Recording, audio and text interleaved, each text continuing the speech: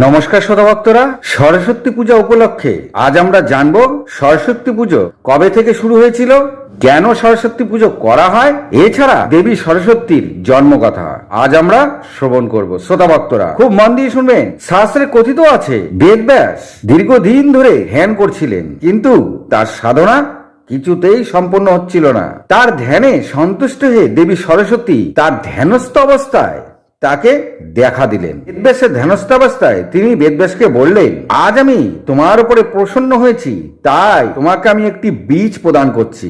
এই বীজ তোমার আশ্রমে যত্ন করে বপন করো, আর যেদিন বীজ থেকে গাছ হয়ে তা ফল দেবে, আর সেই ফল যেদিন তোমার মাথায় এসে পড়বে, সেদিন তোমার সাধনা সম্পন্ন হবে। শ্রোতা ভক্তরা, এরকম বলে সরস্বতী দেবী সেখান থেকে অদৃশ্য হয়ে যান। আর তখনই বেদব্যাসের ধ্যান ভেঙে যায়। তিনি চোখ মেলে দেখলেন দেবী সরস্বতী সেখানে নেই ঠিকই, তবে একটি বীজ তার সামনে রয়েছে। তিনি বীজটি পেয়ে ভারী খুশি হলেন। তিনি সেই বীজটি তার আশ্রমের এক পাশে পুঁতে দিলেন এবং সেই বীজে যত্ন করে তিনি বড় করতে থাকলেন। বীজ একদিন বড় হয়ে তার মধ্যে ফলও ধরল। বেদব্যাস ভারী খুশি মনে সেই গাছের তলায় বসেই ধ্যান করতে থাকলেন। আর একদিন সেই ফল পেকে তার মাথায় এসে পড়ল।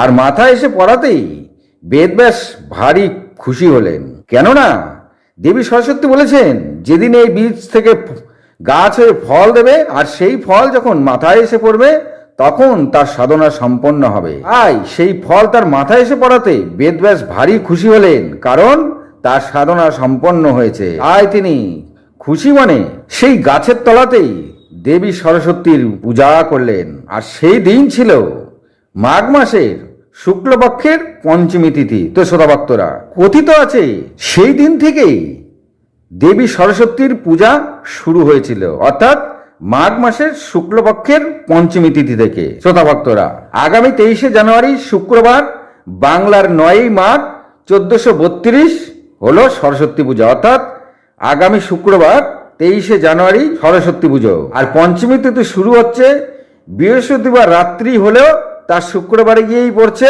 রাত্রি 1:39 থেকে।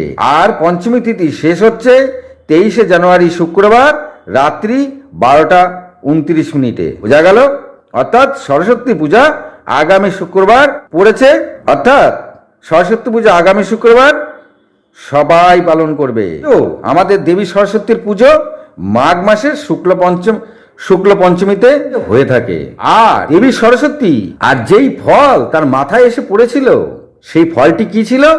সেই ফলটি ছিল আসলে কুল। এই কুলকে সংস্কৃতিতে বদ্রী বলা হয়। আর এই কারণেই বেদব্যাসের আশ্রমের নাম বদ্রিকা আশ্রম। সেই আশ্রমে অনেক কুল গাছ রয়েছে। শ্রোতা ভক্তরা, এখন আমরা শ্রবণ করব মাতা সরস্বতীর জন্ম কি করে হলো। শ্রোতা ভক্তরা খুব মন দিয়ে শুনবেন। ব্রহ্মা যখন জন্ম নেওয়ার পরে তিনি সৃষ্টি শুরু করলেন, তখন তিনি সৃষ্টি করছিলেন ঠিকই, কিন্তু তার মনে খটকা লাগলো কিছু যেন একটা বাকি থেকে যাচ্ছে। আর তাই তিনি কুমণ্ডল থেকে হাতে জল নিয়ে বিষ্ণুর ধ্যান করলেন। বিষ্ণু সেখানে সে উপস্থিত হলেন। তখন তিনি মা বিষ্ণুকে তার খটকা লাগার কথা বললেন যে কিছু একটা বাকি থেকে যাচ্ছে। বিষ্ণু যখন সেই কিছু খুঁজে পেলেন না, তখন তারা তিনজনে মিলে, অর্থাৎ ব্রহ্মা বিষ্ণু মহেশ্বর তিনজনে মিলে আদি মাতার মাধ্যমে ডাকতে থাকলেন।